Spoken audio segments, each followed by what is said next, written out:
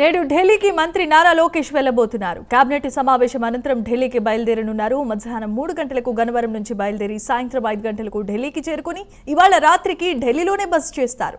రేపు ఉదయం పార్లమెంటుకు వెళ్లి పలువురు కేంద్ర మంత్రులను కలవనున్నారు. రేపు అర్ధరాత్రికి తిరిగి ఉండవల్లి నివాసానికి చేరుకోనున్నారు.